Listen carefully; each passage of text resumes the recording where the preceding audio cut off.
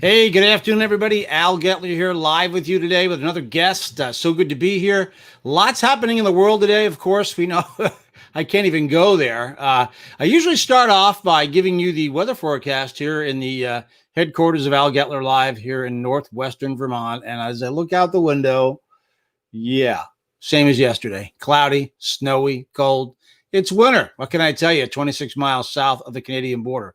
So we're going to have a discussion here a little bit about getting out the word of your business, telling your story, making people want to hear more about what you do. I thought we'd open up our discussion today talking about something that's going on in the marketing world. Have you heard about this? GM has a new logo for General Motors. It's a brand new logo that was just launched. I believe it was yesterday, day before, but this week certainly.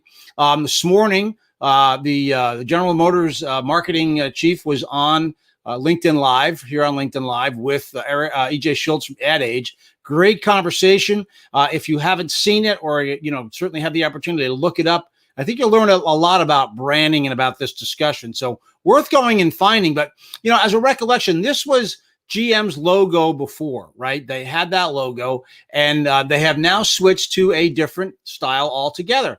And listening to Deborah talk about this, what do you see? You see the color blue. It's kind of funny how it matches the background that I use for my show, but the color blue, like in blue sky. Why blue sky? Less emissions, right? GM starting to change direction. What about that M in lowercase? More approachable. What does the M look like? A power plug. What does that tell us?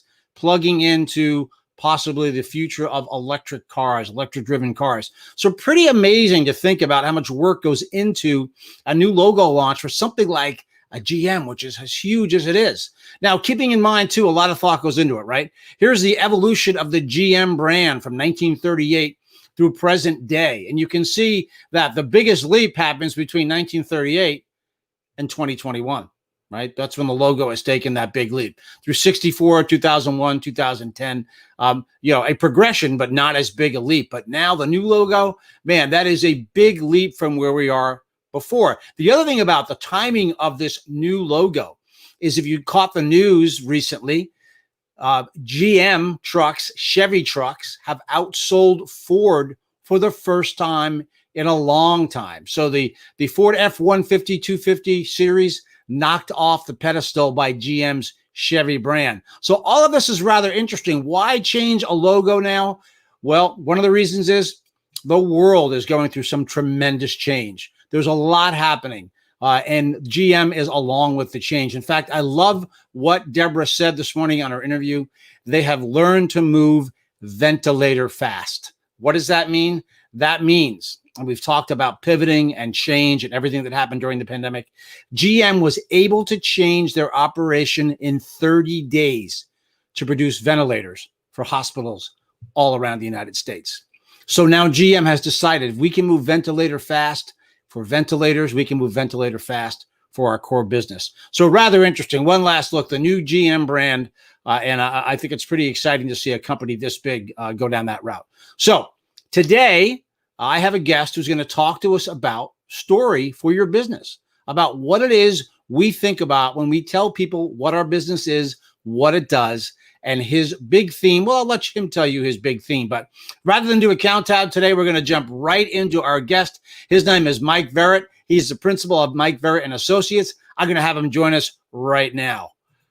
Hi, Mike. How are you? Al, I am phenomenal. How are you doing? Well, my favorite saying is, Mike, if I were any better, I'd be twins. So there you go.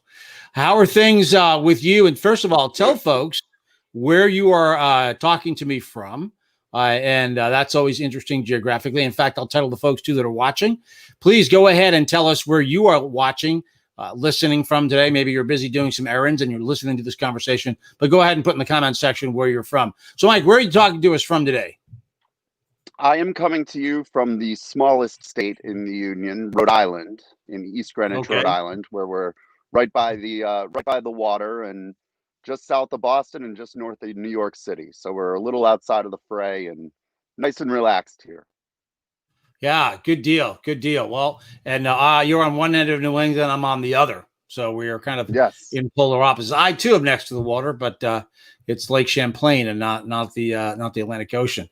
So, Mike, give us a little background. One of the things I find interesting about your career leading up to this point where you have Verret and Associates is you worked for a while in the game business. And when we say game today, everything's gaming, right? Everything's gaming. But Right. you were in the traditional game business. Tell us a bit about your background, please. Sure. I had about 15 years in the ad agency world, where I focused on strategy and client services. And then I was hired by Hasbro, who was one of my clients. And the first 2 years I spent on the Transformers brand, which was a dream come true for a child of the 80s and a big fan of Optimus Prime growing up. Then I moved on to the Hasbro gaming team. And the goal in gaming was about interaction. It was about people experiencing something together. Whereas outside of that world, you have real entertainment driven properties like a My Little Pony or Transformers. Those are easier to talk about from an entertainment standpoint. But with gaming, what we focused on was the idea of connection with other people. And the big insight there is everyone had gravitated to a digital lifestyle and on their phone, and everything is just a touch away. So how do we remind them of what it's like to have that visceral experience getting back together? So my role within the organization, the face of Hasbro Gaming, and I was sent around the world and during our sales meetings to present the Hasbro Gaming story and experience to our internal constituents, to our buyers, to our consumers, ultimately. That was my role, 30% of my job. And what I learned to do and why I was good at my job was I understood how an audience thinks and receives information. So I left Hasbro in October of 2018 and decided that's what I wanted the foundation of what I do to be anchored in, is how you talk to an audience on their terms. Yeah. Fast forward. Yeah. And understanding the ebb and flow of an audience is very important for your message. No doubt about it. What I learned in the process, Al, is that it's not about the audience in front of you physically. It's understanding how an audience thinks about a brand or a product or how they interact with that. Right. And that's where I come in. I teach Yeah. businesses how to talk about themselves in a way that's going to get their customer base, say, tell me more, and engage with them. Yeah. Let me dig a little deeper though into that experience that you had. So you said you went around the world talking to folks about the games. And were you on stage playing the games? Were you meeting with individuals? Were you in front of audiences? Give us a little a hint as we kind of build, what your background is. What did you do with the company that really was put you forward facing in front of these audiences?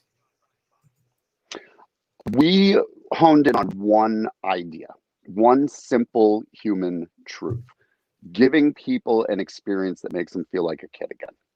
Now, the way to do that with a group of adults was what we really wanted to challenge. But our approach was sound. How can we get the people in front of us? How can we elicit a response from them through direct experience with our games? So the approach was simple, and then we catered it by audience, but we built in our prime time games, or what our big new games were, we built gigantic versions of them. And we would pick people out of the audience to come up and actually play the game. So we would have a game called Pie Face Cannon. Pie Face is a game where the hand just comes up and hits you in the face. Oh my gosh, my favorite game, by the way, when I was a kid. Oh, it's a great game. Great game.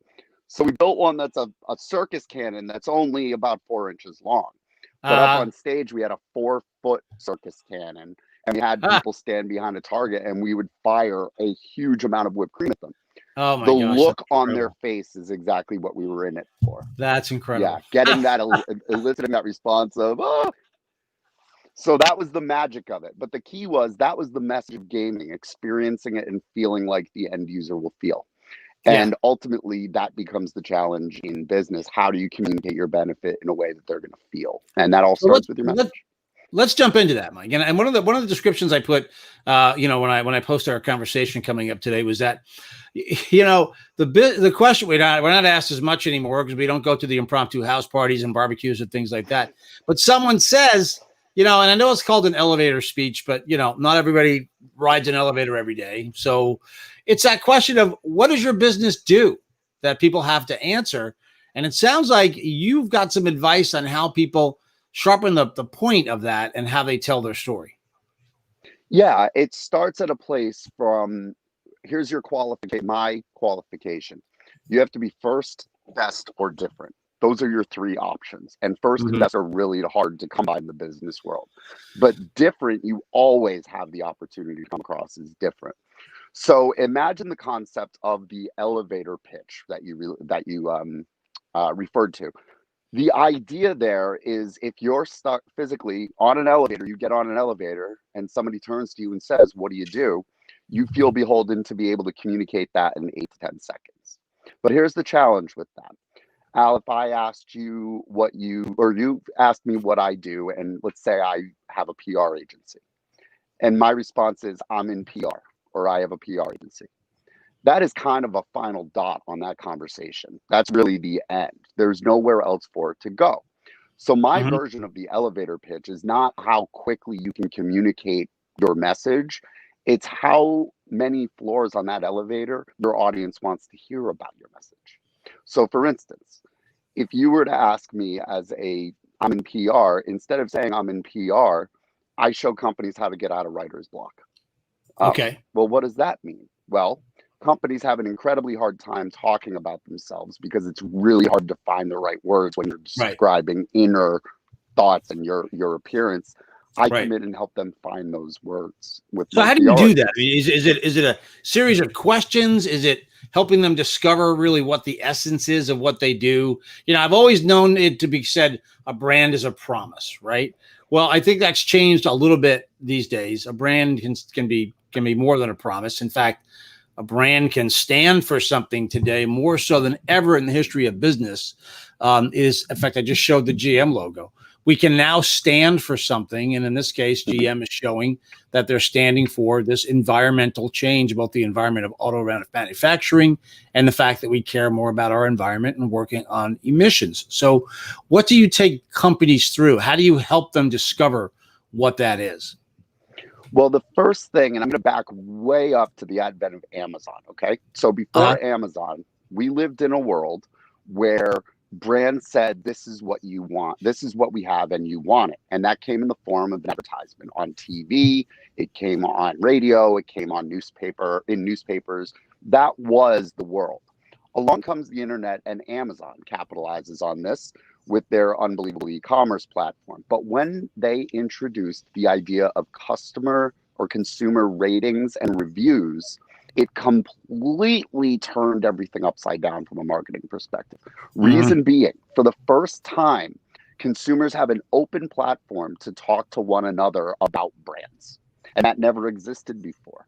Right. So brands are actually put into an unbelievably difficult position where they can't just go by, okay, you need us, and this is why. Now they have to take into consideration how they're talking to that audience, what's important to them. Because a company could have a set of things that they believe is really important to a consumer. But what if the consumers are telling each other that that's not the important thing about that brand?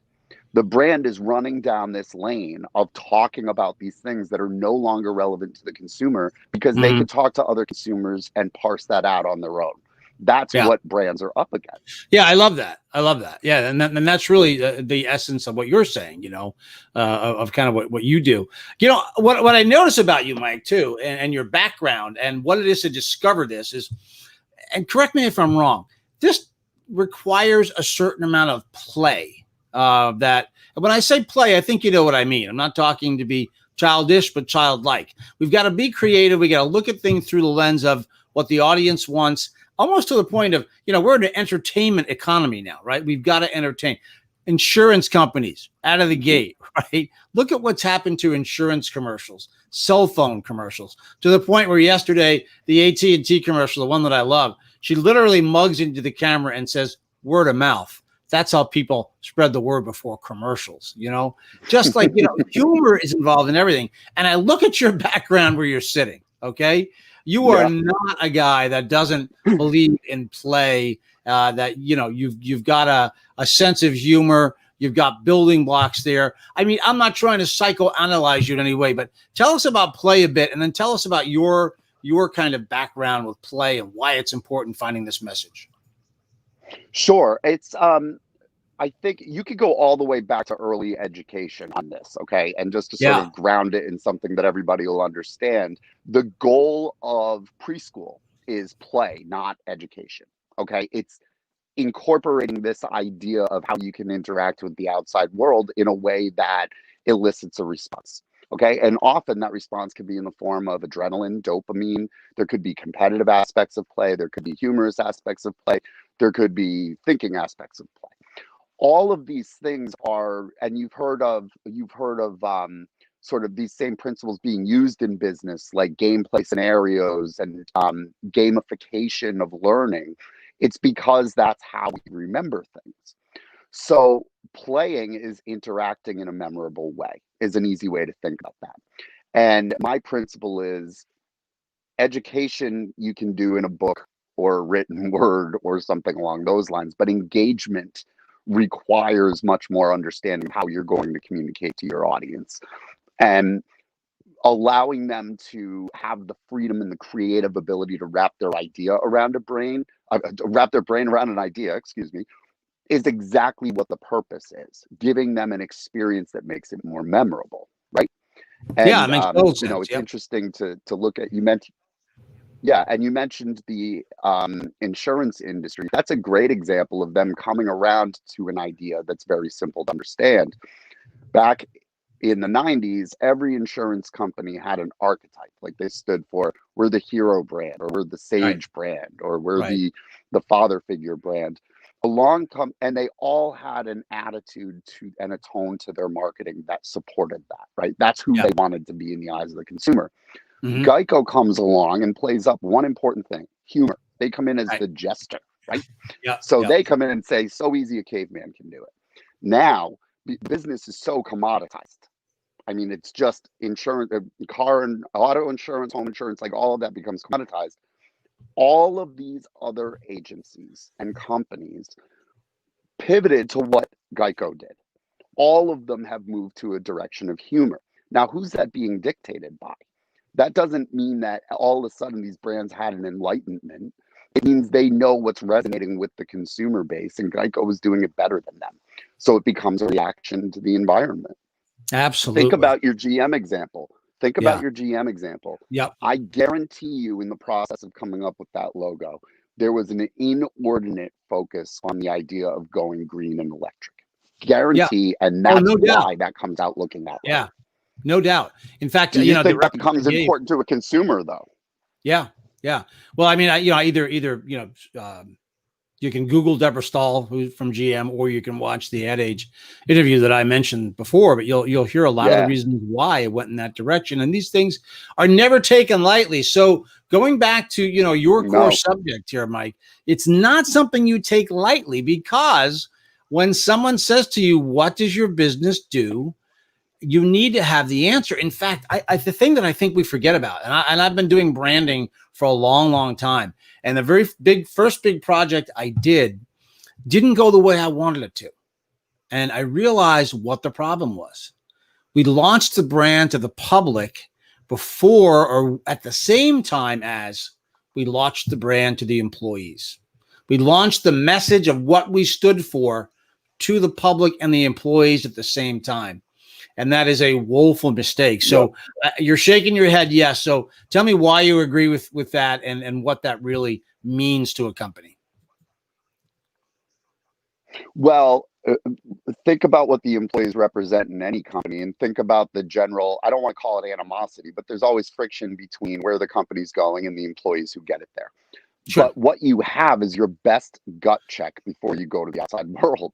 Why would you not want to get the input of people who know they're not going to have any effect on the efficacy of the launch with the consumer, but they Mm-hmm. have more insights and real world experience with the brand than anyone. So the idea of launching internally and making an internal mantra around your campaign does two things. It obviously encourages excitement around the idea, but more importantly, it pressure tests the idea and gives you one more chance to say, all right, wait a second, are there any things that we're not thinking about?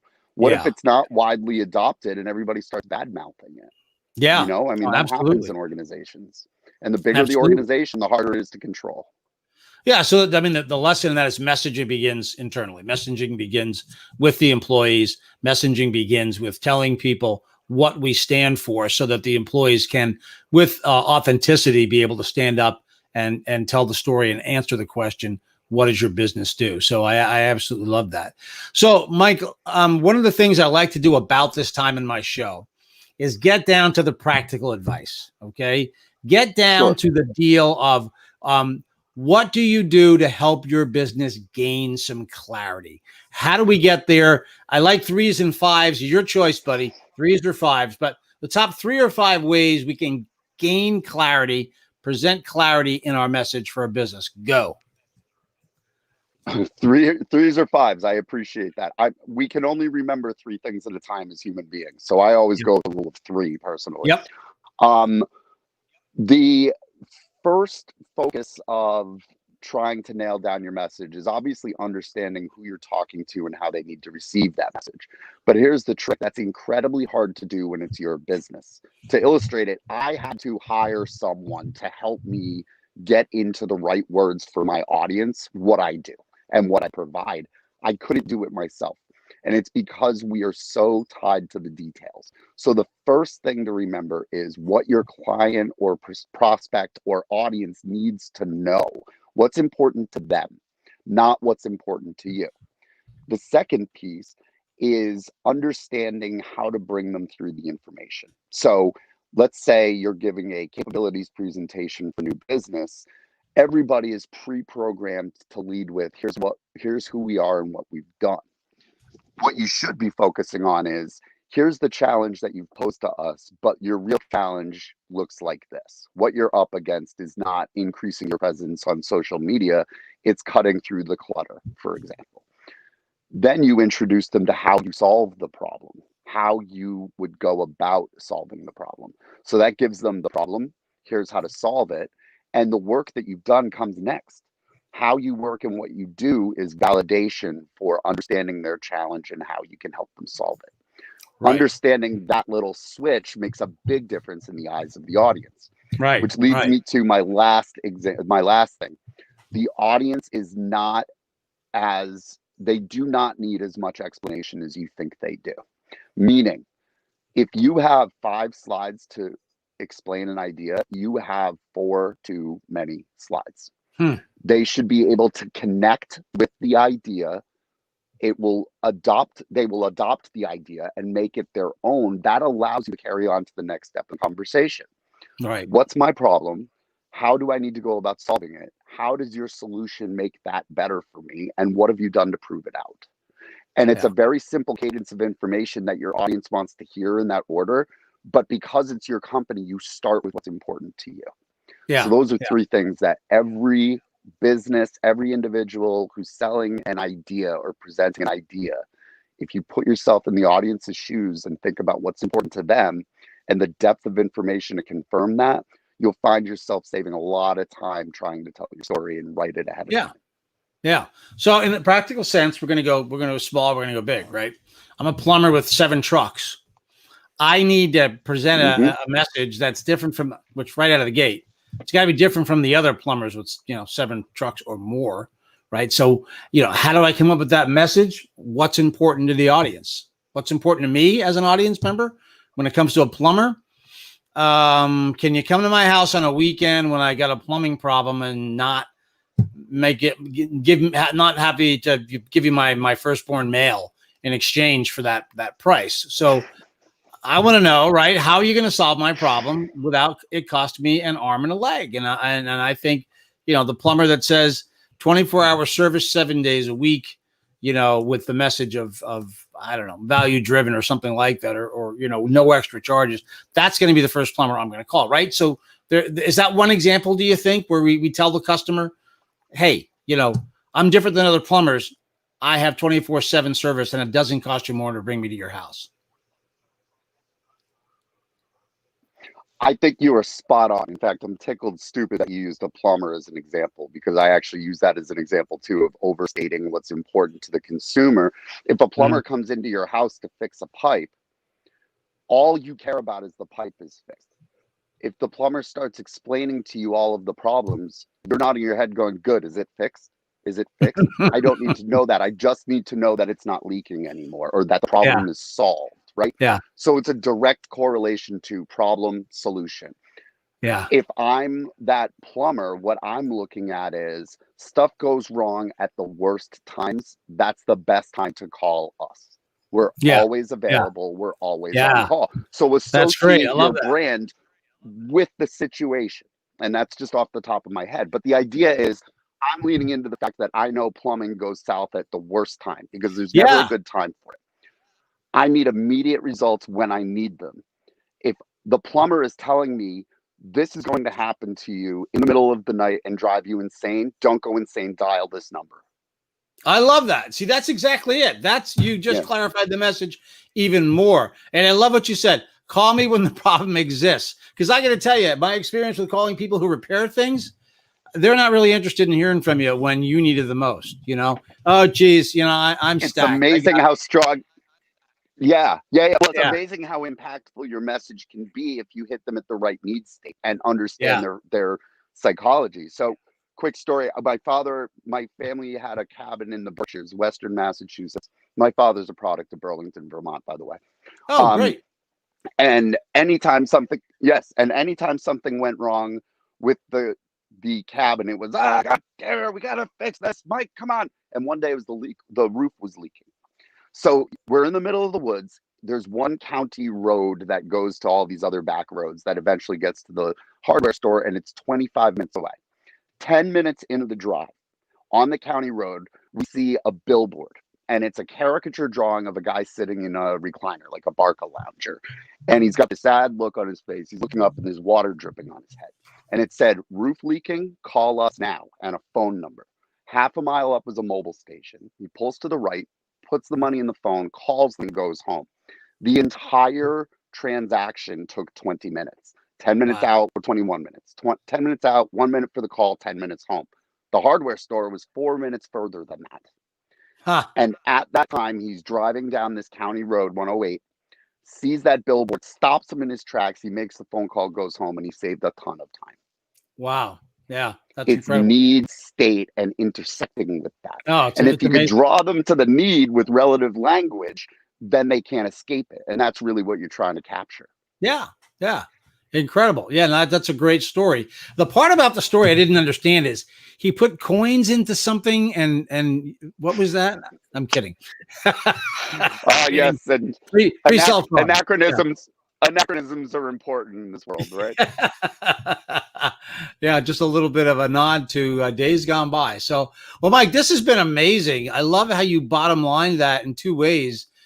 Talking about calling the plumber when the need exists, not when you just feel like calling a plumber, and then your dad having this need and boom, there's the intersecting message, which is what marketing is all about and knowing what your message is. So Mike, before you go, I want to make sure people know how to get a hold of you. I've had your website up there. Tell me, what would you like folks to do to reach out to you and work with you? I will tell you this. I offer just 30 minutes of conversation about your business, and it doesn't cost a dime. And all you have to do to clarify your message, quick conversation like this even, is go to my website, click on clarify my message, and schedule a time that works for you. And I will send you a Zoom link and we'll have a fantastic conversation. It's painless, it's free, and if nothing else, I promise not to be bored. Well, I know you always promise not to be boring. That's pretty much it. Yeah. And I haven't switched back to myself in the frame because I'm looking at all the stuff behind you as we wrap up. And, I thought that was a fire truck. It's not. So I'm a little bit offended by that, but that's okay. But cool. Don't forget. I apologize. Hey, Optimus Prime's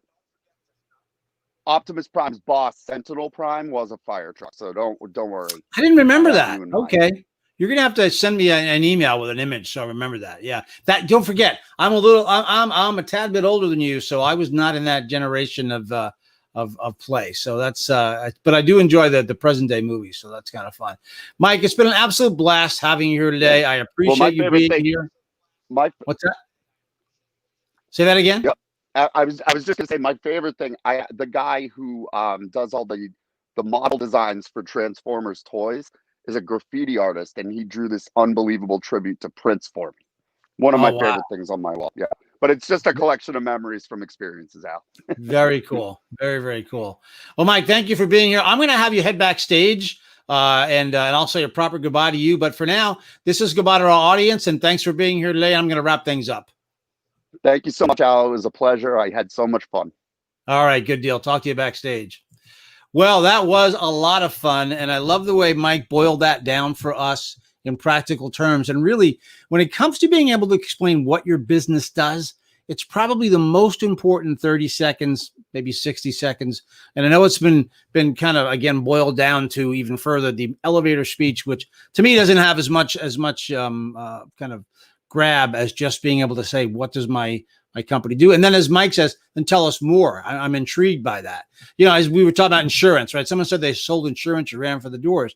Now, if you say, hey, I work with Flow, it's a very different conversation completely. So it's very important to know the story. So great. Mike Verret was here, and that's fantastic. Tomorrow, I have Barry Jacobson joining us. You're going to enjoy Barry a lot. Barry is a former Disney executive. He ran some of the higher end businesses within the Disney environment in Disney World. He's been my guest before in some other platforms. You're going to absolutely love him. We'll be here tomorrow at 2:00. Same bat time, same bat channel with Barry Jacobson. So with that, thank you very much for being here today. I'll see you tomorrow with my guest, Barry Jacobson. And until then, have a great day and be safe. Take care.